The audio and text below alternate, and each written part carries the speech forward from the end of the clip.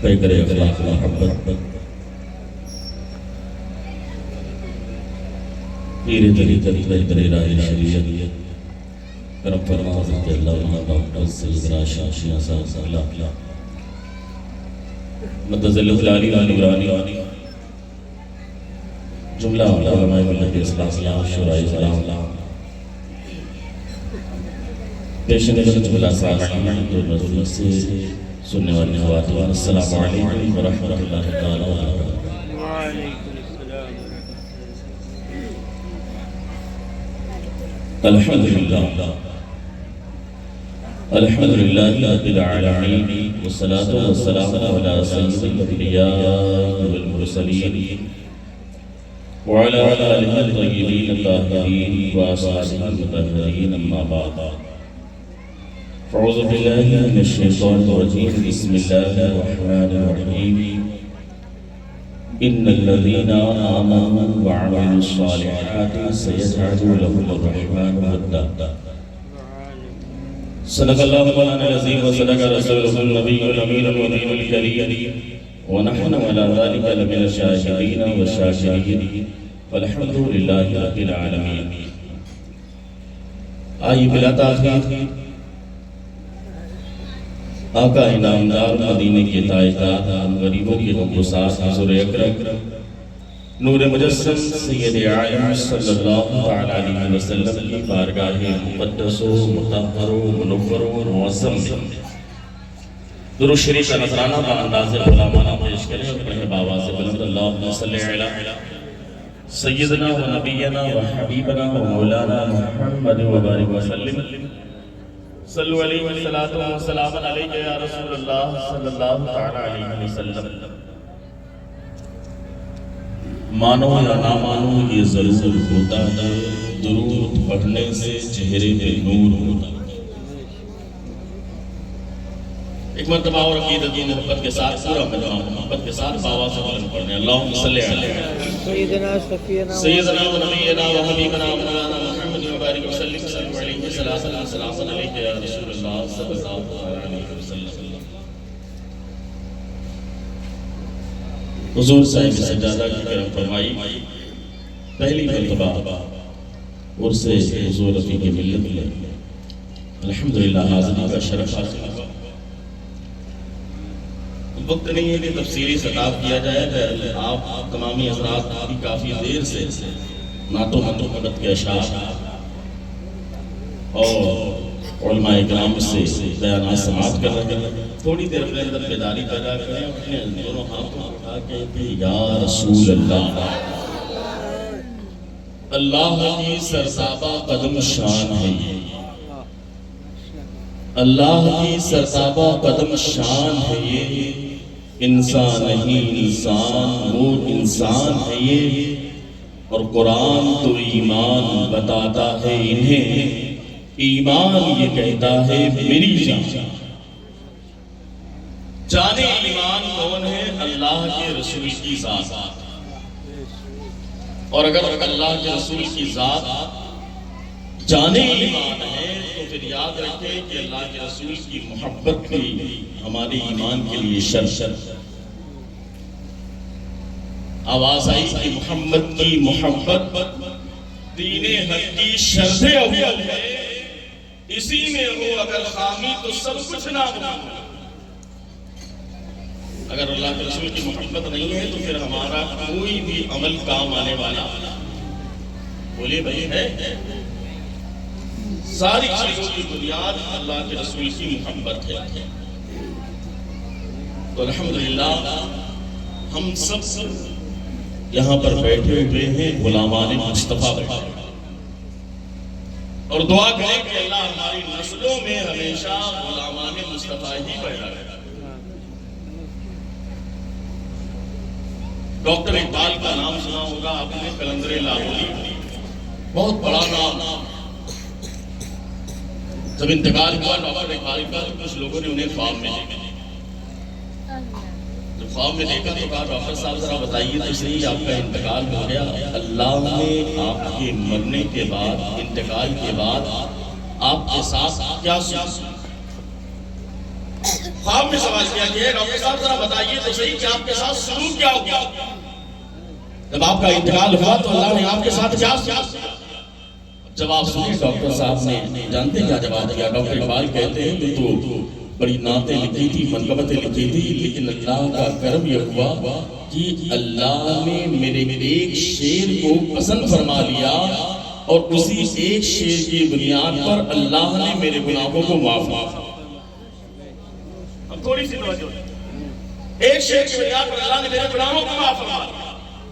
لوگوں نے سوال کیا کہ ڈاکٹر صاحب ذرا بتائیے تو صحیح وہ شعر کون سا ہے جس کی بنیاد پر اللہ نے آپ کے بگڑے ہوئے نصیبے کو سنوار دیا، جس کی بنیاد پر اللہ نے آپ کی بگڑی ہوئی تقدیر کو سنوار دیا؟ آخر معاملہ کیا ہے؟ اب ڈاکٹر اقبال کا جواب سنیں اور اپنے ایمان کو تازہ کریں اور اپنے ایمان کو جانچنے کی کوشش کریں کہ کیا واقعی اللہ کے رسول کی محبت ہمارے سینوں میں موجود ہے کہ نہیں ہے، اور اگر موجود نہیں ہے تو یاد رکھیں پھر ہمارا کوئی بھی عمل کام آنے والا نہیں ہے۔ ڈاکٹر اقبال سے لوگوں نے سوال کیا، یوں تو بڑی نعتیں لکھی تھی، منقبتیں لکھی تھی، لیکن ایک وہ شعر جس کی بنیاد پر اللہ نے آپ کے بگڑے ہوئے نصیبے کو سنوار دیا، جس کی بنیاد پر اللہ نے آپ کے گناہوں کو معاف فرما دیا، جس کی بنیاد پر اللہ نے آپ کی مغفرت فرما دی، جس کی بنیاد پر اللہ نے آپ کے بگڑے ہوئے نصیبے کو سنوار دیا، جس کی بنیاد پر اللہ نے آپ کے بگڑی ہوئی تقدیر کو سنوار دیا، آخر وہ شعر کون سا ہے؟ ڈاکٹر اقبال کہتے ہیں یوں تو بڑی نعتیں لکھی تھی، بڑی منقبتیں لکھی تھی، نہ جانے کتنے اشعار لکھے تھے۔ کلیات اقبال بڑی موٹی کتاب ہے جو آج ہماری لائبریریوں میں باقاعدہ سیرت کے طور پر رکھی جاتی ہے اور اس کے اشعار پوری دنیا میں پڑھے جاتے ہیں۔ ڈاکٹر اقبال نے کہا تھا یوں تو بڑی نعتیں میں نے لکھی تھی، بڑی منقبتیں میں نے لکھی تھی، نہ جانے کیسے کیسے اشعار میں نے لکھے تھے، لیکن ایک وہ شعر جس کی بنیاد پر اللہ نے میرے بگڑے ہوئے نصیبے کو سنوار دیا، جس کی بنیاد پر اللہ نے میرے گناہوں کو معاف فرما دیا، وہ شعر یہ ہے کہ محمد سے وفا تو نے تو ہم تیرے ہیں، یہ جہاں جیت لے گا لوگو قلم۔ نعرہ تکبیر، نعرہ رسالت، عرص رفیق ملت، عرص رفیق ملت، فیضان حضوری کانفرنس، نعرہ تکبیر۔ محمد سے وفا تو نے تو ہم تیرے ہیں، یہ جہاں جیت لے گا لوہو قلم دے رہے ہیں۔ پتا کیا چلا؟ اگر اللہ کے رسول کی محبت ہے تو ساری چیزیں باکار ہیں، کام میں آنے والی ہیں، اور اگر اللہ کے رسول کی محبت نہیں تو ساری چیزیں بیکار ہیں۔ حضرات گرامی، ڈاکٹر اقبال ہے، یہی ڈاکٹر اقبال ذرا سوچیں تو صحیح، آج اپنے بچوں کے بارے میں ذرا غور و فکر کریں کہ ہمارے بچوں کے حالات کیا ہیں۔ ہم نے ان کے ہاتھ میں جہاں قرآن پکڑانا تھا، ہم نے ان کے ہاتھ میں موبائل پکڑا دیا، آج ہمارے گھر کے حالات کیسے ہو گئے؟ یہی ڈاکٹر اقبال ہے جن کی عمر صرف 6 سال کی تھی، 6 سال کی عمر تھی، اسکول کے اندر ڈاکٹر اقبال موجود ہیں، ابھی طالب علم ہیں، اسٹوڈنٹ کی حیثیت سے ہیں، پڑھنے کے لیے گئے ہیں۔ ڈاکٹر اقبال کو باقاعدہ ایک ٹیچر نے سوال کیا، بہت سارے طلبہ اکرام موجود تھے، سب کی باری آ رہی تھی، ڈاکٹر اقبال سے باقاعدہ جب باری آئی تو جانتے ہیں کیا پوچھا تھا؟ ایک طالب علم کی باری آئی، ٹیچر نے کہا بیٹا تم بڑے ہو کر کے بننا کیا چاہتے ہو؟ ذرا بتاؤ تو صحیح۔ اس طالب علم نے جواب دیا تھا میں بڑے ہو کر کے ڈاکٹر بننا چاہتا ہوں۔ دوسرے طالب علم کی باری آئی، استاذ نے سوال کیا بیٹا تم بڑے ہو کر کے بننا کیا چاہتے ہو؟ طالب علم نے جواب دیا کہ میں تو بڑے ہو کر کے پروفیسر بننا چاہتا ہوں۔ پھر باقاعدہ سوال کیا تیسرے طالب علم سے بیٹا بتاؤ تم بننا کیا چاہتے ہو؟ اس نے جواب دیا میں تو انجینئر بننا چاہتا ہوں۔ چوتھے کی باری آئی، کہا بیٹا ذرا بتاؤ تو صحیح تم بننا کیا چاہتے ہو؟ جواب دیا میں تو لائر بننا چاہتا ہوں، وکیل بننا چاہتا ہوں۔ سوال کرتے کرتے باری آ گئی اقبال کی۔ کون اقبال؟ 6 سال کی عمر ہے، لیکن اس طریقے سے تربیت کی تھی، اس طریقے سے ماں باپ نے ان کو سجایا تھا اور سنوارا تھا۔ ابھی 6 سال کی عمر ہے، ذرا اپنے بچوں کے بارے میں سوچیں کہ آج 6 سال کی عمر میں ہمارے بچوں کی فکر کیا ہوتی ہے۔ ہمارے بچے تو 12 سال کے بھی ہو جاتے ہیں، آج تو 20 سال کے بھی ہوتے ہیں، لیکن ان کی فکر ان کی سوچ کیا ہوتی ہے اور حالات کیا ہوتے ہیں۔ لیکن قربان جائے ڈاکٹر اقبال پر اور ان کے والد کو سلام پیش کریں کہ کیسی تربیت کی تھی بچپن کے اس انداز میں۔ 6 سال کی عمر ہے ڈاکٹر اقبال کی، لیکن سوال کیا ٹیچر نے، استاذ نے سوال کیا بیٹا اقبال تم کیا بننا چاہتے ہو؟ ایک بیٹی نے باقاعدہ ایک طالب علم نے جواب دیا تھا ڈاکٹر کے لیے، ایک نے انجینئر کے لیے کہا تھا، ایک نے لائر کے لیے کہا تھا، ایک نے پروفیسر کے لیے کہا تھا۔ لیکن جب بات آئی ڈاکٹر اقبال کی، 6 سال کی عمر ہے، اسکول کے اندر جانتے جواب کیا دیا؟ استاذ نے کہا بیٹا اقبال تم بننا کیا چاہتے ہو؟ اقبال نے کہا سر میرے استاذ، میرے حضرت، میرے ٹیچر، میں بڑے ہو کر کے صحابی رسول بننا چاہتا ہوں۔ کیا بننا چاہتا ہے؟ صحابی رسول۔ اب اتنا سنا تو ٹیچر کے پیر کے نیچے سے زمین نکل گئی، کہا بیٹا اقبال ذرا بتاؤ تو صحیح صحابی رسول یہ تو کوئی سوال ہی پیدا نہیں ہوتا کہ صحابی رسول بن جاؤ. جیسے کہ صحابی تو وہ لوگ ہوئے جنہوں نے ماتھے کی نگاہوں سے ایمان کی حالت میں اللہ کے رسول کا دیدار کیا اور اسی حالت میں باقاعدہ دنیا سے رخصت ہوئے یا سرکار کا ثانی زمانہ پایا ایمان لائے اور اسی حالت میں انتقال ہوا. اگر نابینا تھے تو زمانہ پایا دیکھا نہیں لیکن زمانہ پایا ایمان لائے ایمان کی حالت میں رخصت ہوئے انہیں صحابی کہا جاتا ہے. اب صحابی بننے کا سوال پیدا نہیں ہوتا لیکن اقبال بتاؤ تو صحیح آخر تمہارے ذہن و فکر میں صحابی رسول بننے کی بات کہاں سے آ گئی؟ جانتے اقبال نے کیا کہا تھا؟ 6 سال کی عمر تھی اس اقبال کی لیکن اپنے اس بچپنے کے عالم میں اسٹوڈنٹ کی لائف میں 6 سال کی عمر میں ڈاکٹر اقبال نے کہا تھا دراصل معاملہ یہ ہے میرے استاد میں جانتا ہوں کہ میں صحابی رسول نہیں بن سکتا لیکن میں نے اپنے والدین سے سنا ہے میں نے اپنے والدین گرامی سے سنا ہے جو صحابی رسول ہوتا ہے حقیقت میں وہ عاشق رسول ہوتا ہے. اگرچہ میں صحابی رسول نہیں بن سکتا لیکن کم سے کم عاشق رسول تو بن جاؤں گا کم سے کم پیارے آقا کا چاہنے والا تو بن جاؤں گا. اگر پیارے آقا کو میں چاہنے والا بن گیا اگر میں عاشق رسول بن گیا تو انشاءاللہ تعالیٰ میری زندگی کامیاب ہو جائے گی. حضرات گرامی ذرا سوچیں تو صحیح بچپنے کے عالم میں جس طریقے سے ماں باپ نے تربیت کی تھی جس کی بنیاد پر حالات اتنے اچھے ہوئے کہ بیٹا اقبال 6 سال کی عمر میں اتنا اچھا جواب دیتا ہوا نظر آتا ہے لیکن آج تو ہمارے 6 سال کے بچوں کو کوئی شعور نہیں ہے. 6 سال کے بچوں کو کچھ چیزیں پتہ نہیں ہے وہ تو اس طریقے سے مست ہوتا ہے یا موبائل کے ذریعے یا گیم کے اس طریقے سے مست ہوتا ہے کہ اسے تو پتہ ہی نہیں ہوتا کہ دین کیا ہے اسلام کے بارے میں معلومات نہیں ہوتی. لیکن اس میں سب سے زیادہ کمی اگر ہے تو قسم خدا کی یہ ماں باپ کی ذمہ داری ہے. اس لیے کہ مدرسے بعد میں ہے اسکول بعد میں ہے تعلیم بعد میں ہے. سب سے پہلا مدرسہ تو ماں باپ ہوا کرتے ہیں. سب سے پہلا مدرسہ تو سب سے پہلا مدرسہ تو اس کے ماں باپ ہوا کرتے ہیں. سب سے پہلا تعلیم تو بچے کے لیے ماں باپ ہوا کرتے ہیں. سب سے پہلا کالج تو بچے کے لیے اس کے ماں باپ ہوا کرتے ہیں. حضرات گرامی اسی تعلیم کو دینے کے لیے اللہ کے رسول صلی اللہ علیہ اسی تعلیمات کو صحابہ اکرام نے آگے بڑھایا تابعین نے آگے بڑھایا اسی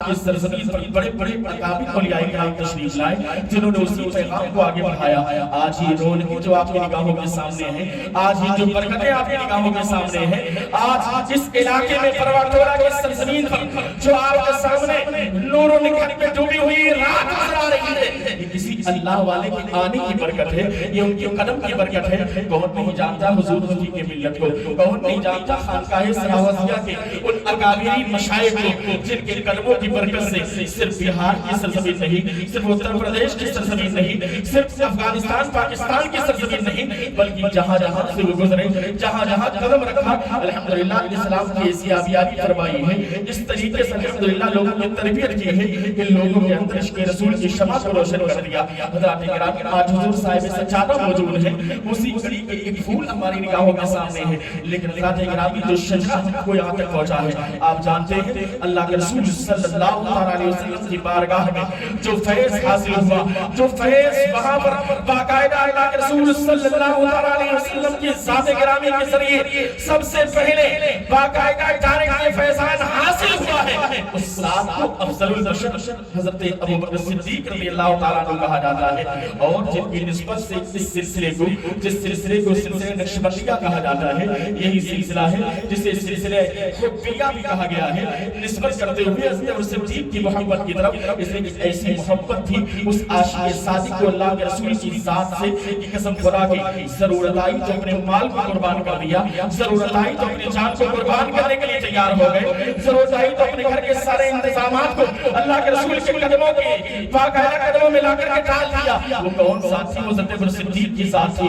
انہی کی ذات کی نسبت سے اس سلسلے کو سلسلہ حبیہ کبھی کہا گیا کبھی سلسلہ صدیقیہ کہا گیا کبھی سلسلہ باقاعدہ نقشبندیہ کے نام سے یاد کیا گیا کبھی سلسلہ مجددیہ کے نام سے یاد کیا گیا کبھی سلسلہ بنوریہ مانوریہ کے نام سے یاد کیا گیا. حضرات گرامی وہ سلسلہ آج آپ کی نگاہوں کے سامنے ہے جس سلسلے سے آپ وابستہ ہیں یہ کوئی معمولی سلسلہ نہیں ہے. حضرات گرامی یاد رکھیں خانقاہ سراغور جہاں پر اللہ کا ایک ایسا ولی حضرت سیدی سرکار حافظ وزیر علی شاہ آرام فرمانے قسم خدا کی جن کی نگاہیں ولایت کا کمال یہ تھا یہ قسم خدا کی جس پر نگاہ پڑتی تھی اس کے دل کی دنیا بدل جایا کرتی تھی. اگر وہ بظاہر دوسرے مذہب کا ماننے والا بھی ہوتا تھا لیکن قسم خدا کہ اگر وہ نگاہیں ملائے ٹوٹتی تھی تو وہ بھی باقاعدہ اسلام کی دولت سے آراستہ ہو کر کے باقاعدہ حلقہ بگوش اسلام ہو کر کے وہ بھی ملائے کی منزل پر فائز ہو جاتا تھا. یہ حافظ سید وزیر علی شاہ کا فیضان تھا. حضرات گرامی اسی سلسلے کی ایک کڑی ہے جو آپ کی نگاہوں کے سامنے ہے. چاہے بیٹیا کی سرزمین ہو وہی سلسلہ ہے,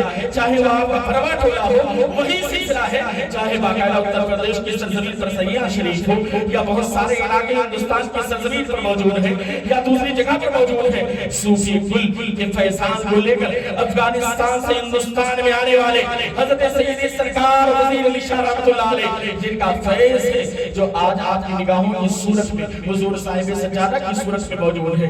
لیکن حضرات گرامی یہ فیض آسانی کے ساتھ ہم تک نہیں پہنچا ہے بلکہ بڑی مشقت کے ساتھ لوگوں نے اپنی قربانی پیش کی ہے, لوگوں نے بڑی جافشانی کی ہے, لوگوں نے بڑے اپنے وقت کو قربان کیا ہے. نہ جانے آپ سوچیں تو صحیح اس علاقے میں جو کہ باڑھ کا علاقہ ہے, جو کہ پانی آنے کا علاقہ ہے, جہاں کے راستے آج بھی بہت زیادہ اچھے نہیں ہیں, ذرا سوچیں تو صحیح اس دور میں کس طریقے سے اللہ والوں نے اہل بیت گھر کے چراغ نے کس طریقے سے اپنی قربانی پیش کی ہے اور کس طریقے سے ہماری رہنمائی کی ہے. لیکن حضرات گرامی یہ فیض چلتے چلتے جب صوفی گل تک پہنچا تھا حافظ سید وزیر علی شاہ کی صورت میں انہوں نے بھی باقاعدہ ہندوستان سے سفر کیا تھا اور خواب کے ذریعے جو بشارت ہوئی تھی اس فیض کو حاصل کرنے کے لیے آپ کے پیروں میں بھی بھرم آ گیا تھا. لیکن صوفی گل کے فیضان کو حاصل کرنے کے لیے آپ نے افغانستان کا سفر کیا تھا اور صوفی گل کے فیضان کو لے کر کے آئے تھے. وہ فیضان باقاعدہ حضرت یحییٰ اٹکی کی صورت میں انہیں حاصل ہوا تھا, وہ فیضان حضرت سعدی لاہوری کی صورت میں انہیں حاصل ہوا تھا, وہ فیضان حضرت خواجہ آدم نوری کی صورت میں انہیں حاصل ہوا تھا. یہ فیضان آسانی کے ساتھ حاصل نہیں ہوا. حضرات گرامی یہ فیض جب پہنچا ہے نا تو اس فیض کو ہندوستان کی سرزمین پر باقاعدہ زمین سے لے کر کے آسمان تک پہنچانے والے اس سلسلے کو زمین سے اٹھا کر آسمان کی پھنڈی پر پہنچانے والی وہ ساتھ جسے امام ربانی کے نام سے یاد کیا جاتا ہے, جنہیں مجدد الفسانی شیخ احمد فاروقی کے نام سے یاد کیا جاتا ہے. باقاعدہ یہ فیضان ان سے باقاعدہ زمین سے لے کر کے آسمان تک پہنچا ہے. ہندوستان پاکستان اور بر صغیر میں جس طریقے سے فیض بٹا ہے باقاعدہ اس ساتھ کو مجدد الفسانی کہا جاتا ہے. گردن نچنی جس کی جہانگیر کے آگے شان ان کی اتنی نرالی تھی کہ اپنے وقت کا بادشاہ بھی ان کے باقاعدہ گردن کو جھکانے کے لیے تیار رہا اور اپنی ہر باقاعدہ کوششوں کو کرتا رہا. لیکن قسم خدا کہ اللہ کا جو ولی ہوتا ہے, جو عاشق رسول ہوتا ہے, وہ اپنی جان کا نذرانہ تو پیش کرنے کے لیے تیار ہو جاتا ہے لیکن وہ کبھی بھی باقاعدہ اپنے ایمان کا سودا نہیں کرتا. وہ ایمانی طاقت تھی, وہ ایمانی طاقت تھی, وہ ایمانی حرارت تھی مجدد الفسانی شیخ احمد فاروقی سرہندی کے اندر جنہوں نے باقاعدہ اکبر سے سمجھوتا نہ کیا, اکبر کے سامنے اپنے سر کو نہ جھکایا بلکہ وہاں پر بھی نعرہ تکبیر اور اللہ اکبر کی صدائیں بلند کی. حضرات گرامی ورنہ یاد رکھیں اگر مجدد الفسانی نے اس صدائیں بلند نہ کی ہوتی تو شاید اسلام اس صورت میں آدمی تک نہ پہنچا ہوتا. وہی فیضان ہے جو سلسلے نقشبندیہ کے صدقے میں, جو سلسلے مجددیہ کے صدقے میں آج آپ کے پروا ٹولہ کے سرزمین پر پہنچا ہے.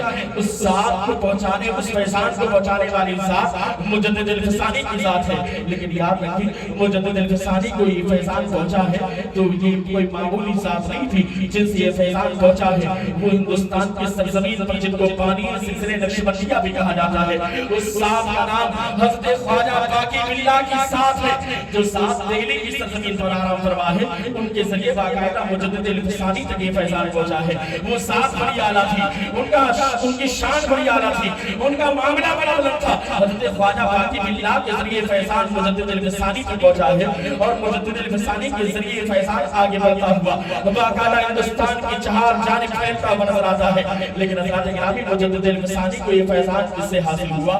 مجدد الفسانی کو یہ فیضان حاصل ہوا باقاعدہ حضرت خواجہ باقی باللہ کے ذریعے, اور خواجہ باقی باللہ کو یہ فیضان حاصل ہوا حضرت خواجہ محمد امکنگی کی صورت میں, اور ان کو یہ فیضان حاصل ہوا حضرت خواجہ محمد درویش کی صورت میں, ان کو یہ فیضان حاصل ہوا حضرت خواجہ محمد ساجد نقشبانی کی صورت میں, ان کو یہ فیضان حاصل ہوا حضرت خواجہ عبید اللہ حرار کی صورت میں, ان کو یہ فیضان حاصل ہوا حضرت باقاعدہ مولانا یعقوب کرخی کی صورت میں, ان کو یہ فیضان حاصل ہوا حضرت خواجہ علاؤالدین عطار کی صورت میں, اور ان کو یہ فیضان حاصل ہوا حضرت خواجہ بہاؤالدین نقشبند کی صورت میں, اور یہ فیضان کا سلسلہ چلتا رہا. ان کو یہ فیضان حاصل ہوا حضرت خواجہ امیر مراد فیضان حاصل ہوا حضرت خواجہ بابا محمد سماسی کی صورت میں، ان کو یہ فیضان حاصل ہوا حضرت خواجہ علی رام تبری کی صورت میں، ان کو یہ فیضان حاصل ہوا حضرت خواجہ محمود کی صورت میں، ان کو یہ فیضان حاصل ہوا حضرت خواجہ علی کی صورت میں، ان کو یہ فیضان حاصل ہوا حضرت خواجہ عارف نیوکری کی صورت میں، ان کو یہ فیضان حاصل ہوا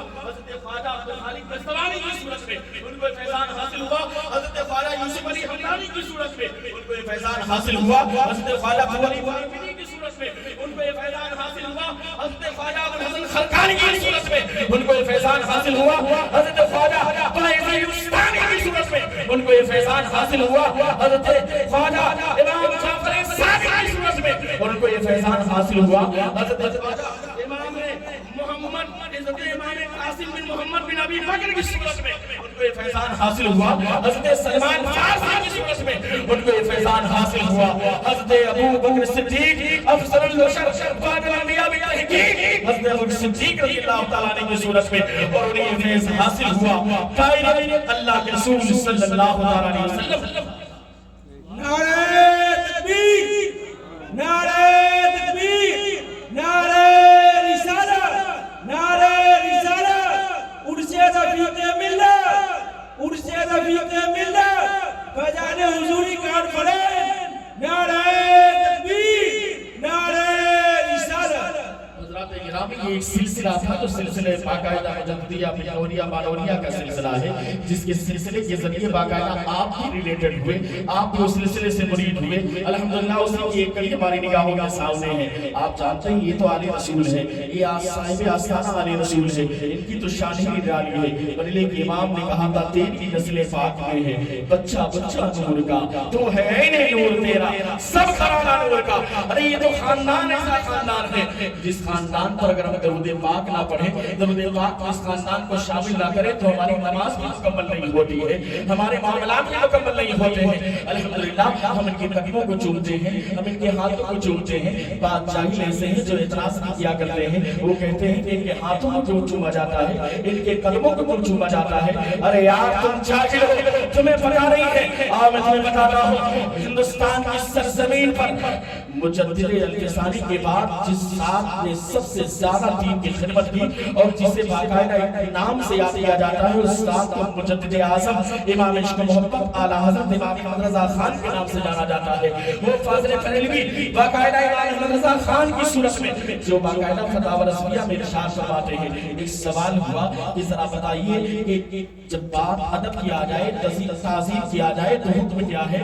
ادب کی جب بات آ جائے، تعظیم کی بات آ جائے تو کیسا سلوک کرنا چاہیے؟ آپ جواب میں ارشاد فرماتے ہیں جب بات ادب کی آ جائے، جب بات تعظیم کی آ جائے، جب بات کسی کا ادب کرنا ہو، جب بات یہ ہے کہ اس کی تعظیم کرنی ہے، کس اعتبار سے کرنی ہے، اس کی بنیاد کیا ہے، تو سنیں بریلوی کے امام جواب کیا دیتے ہیں۔ بریلوی کے امام ارشاد فرماتے ہیں جب بات تعظیم کی آ جائے، جب بات ادب کی آ جائے، جب بات تعظیم کی تقریب کی آ جائے، جو حکم کل کا ہوتا ہے وہی حکم جز کا بھی ہوتا ہے۔ کیا مطلب؟ یعنی کل کا جو حکم ہوتا ہے وہی حکم جز کا بھی ہوتا ہے۔ آخر میں نے تھوڑی سی گاڑی کی بات کی ہے لیکن آسانی کے ساتھ اسے سمجھانا چاہتا ہوں۔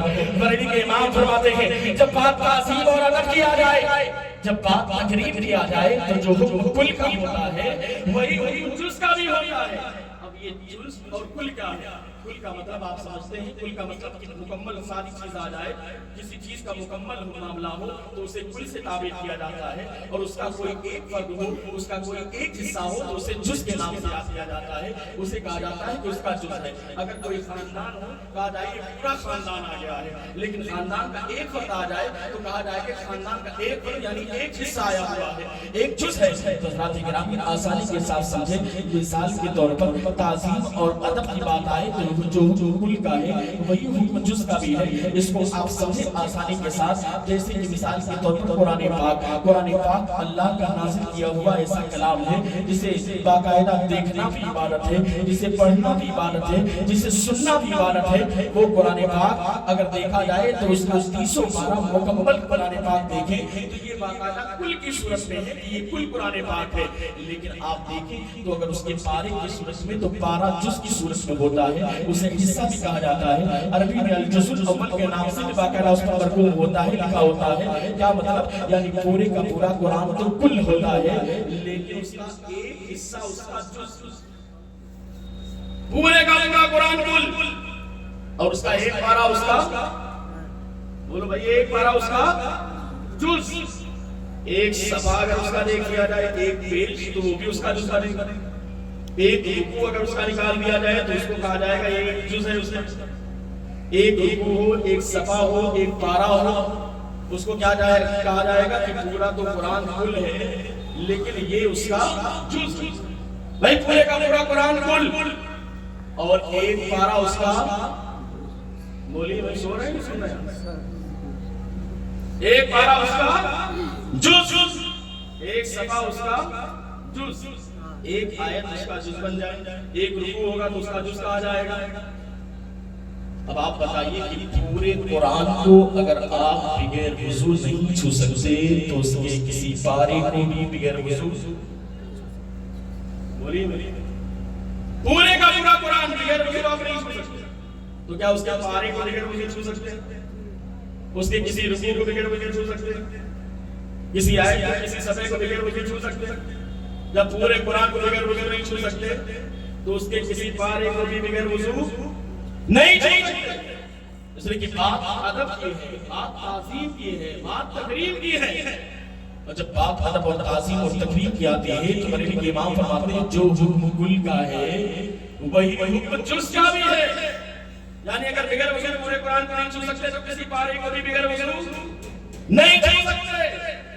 इस एतबार से अगर देखा जाए ताज़ीम और अदब के एतबार से तो अल्लाह के रसूल सल्लल्लाहु अलैहि वसल्लम की ज़ात बनी कुल,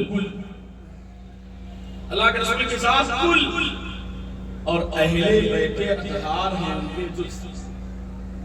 अल्लाह के रसूल का जो खानदान है उनके जुज़, अल्लाह के रसूल की ज़ात कुल, अहले बैत अत्हार उनके जुज़। और वली के इमाम फरमाते हैं बात ताज़ीम किया जाए तो जो हुक्म कुल का वही हो जुज़ का भी है। तो अगर बगैर वज़ू पूरे कुरान को नहीं छू सकते तो किसी पारे को भी बगैर वज़ू नहीं छू सकते। अगर ताज़ीम अल्लाह के रसूल की जाएगी तो ताज़ीम पहले बैत अत्हार की भी की जाएगी। क्यों? तेरी नस्ल पाक में है बच्चा नूर का, तू है ऐने नूर, तेरा सरदार। इसलिए कि आप तो ऐने नूर है, लेकिन आपके घर का एक एक बच्चा भी नूर है। क्या मतलब? वो भी अहले बैत अत्हार भी उनके जुज़ है, और जब जुज़ है तो ताज़ीम और अदब की बात आएगी तो जो हुक्म कुल का होगा वही कुल उसका होगा। अगर कुल की ताज़ीम की जाएगी तो जुज़ की भी ताज़ीम की जाएगी।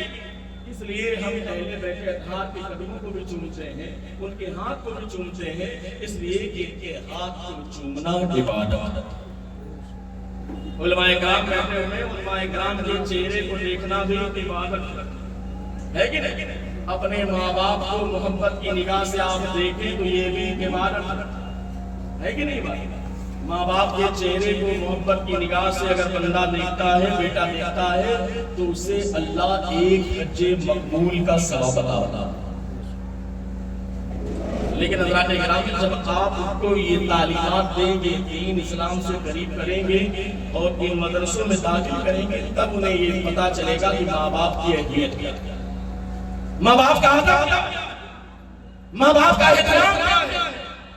आज पूरी कौम मुस्लिम जिस तरफदारी का शिकार है उसकी सबसे बड़ी वजह यह है कि हम तालीम में बहुत पीछे।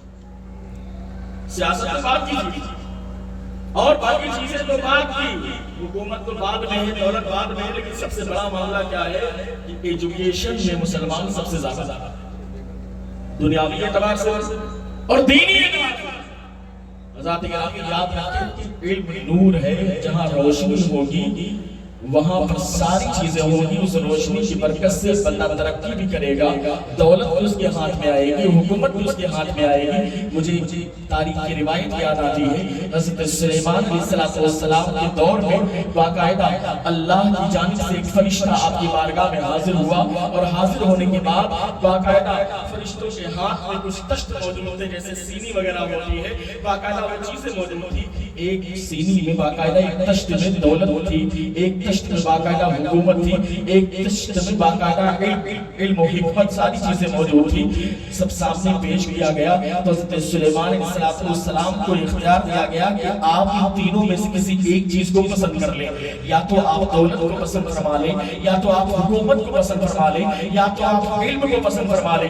حضرت سلیمان علیہ السلام کی نگاہوں کے سامنے ساری چیزیں لا کر کے رکھ دی گئی۔ ایک تشت میں دولت بھی ہے، ایک تشت میں حکومت بھی ہے، ایک تشت میں باقاعدہ علم ہے، تینوں چیزیں رکھی گئی۔ حضرت سلیمان علیہ السلام نے تینوں میں سے ایک چیز کو پسند کیا۔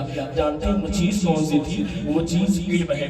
علم و حکمت کو حضرت سلیمان علیہ السلام نے پسند کیا۔ جب پسند کیا تو باقاعدہ اللہ کی جانب سے آنے والا فرشتہ کہتا ہے، اے دولت تم واپس چلو، اے حکومت تم واپس چلو۔ اس لیے کہ سلیمان علیہ السلام نے ایک چیز کو پسند کیا ہے، اور وہ چیز علم و حکمت ہے، وہ چیز ایجوکیشن ہے، وہ چیز تعلیم ہے۔ لہذا تمہارا تو کام نہیں ہے، تمہیں تو اختیار نہیں کیا ہے انہوں نے، لیکن تم یہاں موجود رہنے کا کوئی فائدہ نہیں ہے۔ لیکن زبان حال جو اللہ نے انہیں عطا کیا تھا، اس دولت زبان حال سے اور اس حکومت کی زبان حال سے ایک آواز آتی ہے کہ اے فرشتے، دراصل معاملہ یہ ہے کہ سلیمان علیہ السلام نے ہم تینوں میں سے ایک چیز کو پسند کیا ہے، اور وہ چیز صرف علم ہے، ایجوکیشن ہے، تعلیم ہے، لیکن اللہ نے ہمیں آرڈر دیا ہے جہاں علم ہوگا وہی حکومت ہوگی، جہاں علم ہوگا وہی دولت ہوگی۔ لہذا علم کو اختیار کیا ہے سلیمان علیہ السلام نے۔ اب دولت کہتی ہے کہ مجھے جانے کی ضرورت نہیں ہے، جہاں علم ہوگا وہیں پر میں رہوں گی،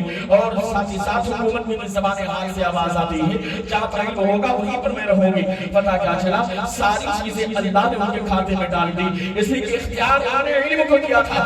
جہاں علم ہوتا ہے وہاں دولت بھی ہوتی ہے، وہاں پر حکومت بھی ہوتی ہے۔ لیکن حضرات گرامی، آج ایجوکیشن سے ہم دور ہو گئے، آج ہم تعلیم سے دور ہو گئے۔ آج دنیاوی تعلیم میں اگر تھوڑا سا آگے بھی بڑھتے ہیں تو دینی تعلیم کا حال یہ ہے کہ آج قرآن تعلیمات سے بھی ہم دور رہتے ہیں۔ آج اگر گھر کے ایک بچے نے قرآن پڑھ لیا ہے تو اسی کا بھائی ہے جو قرآن پڑھنا نہیں جانتا۔ اور نہ جانے کتنے نوجوان ہمارے ایسے ہیں، کتنے گھر میں رہنے والے ہمارے بیٹے ایسے ہیں جنہیں نماز پڑھنے کا ڈھنگ اور سلیقہ نہیں ہے، جنہیں قرآن پڑھنا بھی نہیں آتا، یا پڑھنا آتا ہے تو ان کے تلفظ بھی صحیح نہیں ہوتے۔ آخر اس کا ذمہ دار کون ہے؟ قسم خدا کی یاد رکھنا، یہ مدرسے بعد میں ہے، یہ علماء کرام بعد میں ہے، یہ مسجد میں پڑھانے والے امام بعد میں ہے۔ سب سے پہلے تو ایک ماں باپ کی ذمہ داری ہے کہ ماں باپ اپنے بچوں کی اچھی تربیت کریں، انہیں اچھی جگہ کا انتخاب کر کے پہلے وہاں پر داخل کرائیں۔ یہ مدرسے اسی لیے کھولے جاتے ہیں تاکہ آپ اپنے بچوں کو بھیج کر کے قرآن پاک کی تعلیم سے آراستہ کریں، تاکہ آپ انہیں دین اسلام کی تعلیمات سے آراستہ کریں،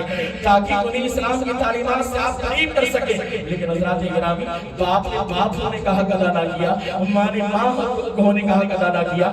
آج کے اس پرفتن دور میں جب یہ معاملہ یہ ہے کہ آج پوری دنیا کی تنظیمیں کوشش کر رہی ہیں کہ کسی طریقے سے مسلمانوں کو ان کے اس مسلک سے اور مذہب سے دور کر دیا جائے، کسی طریقے سے جس کے ہاتھ میں دامن مصطفیٰ ہے اس دامن کو چھڑایا جائے۔ اور یاد رکھنا، ابھی تو معاملہ یہ ہے کہ صرف طریقہ ہم نے چھوڑا ہے تو معاملہ یہ ہے کہ ہم پستی کا شکار ہے۔ آج ہم نے طریقہ چھوڑا ہے تو معاملہ یہ ہے کہ آج ہم ذلت رسوائی کا شکار ہے۔ آج ہر جگہ پر ہم مارے جاتے ہیں، پریشان ہوتے ہیں۔ اس کی وجہ یہ ہے، کہنے والے نے کہا تھا طریقے مصطفیٰ کو چھوڑنا ہے وجہ بربادی، اسی سے قوم دنیا میں ہوئی بے اقتدار اپنی۔ آج ہم نے طریقہ چھوڑا ہے تو دولت یہاں تک آ گئی ہے۔ جس دن دامن چھوڑ گیا نا تو قسم خدا کی دنیا اور آخرت دونوں تباہ ہو جائے گی۔ اس لیے حضرات گرامی، ابھی بھی بڑھتے ہیں اللہ کے رسول کے خاندان کے لوگوں نے جو قربانی پیش کی ہے، اور یا اللہ نے جو قربانی پیش کی ہے،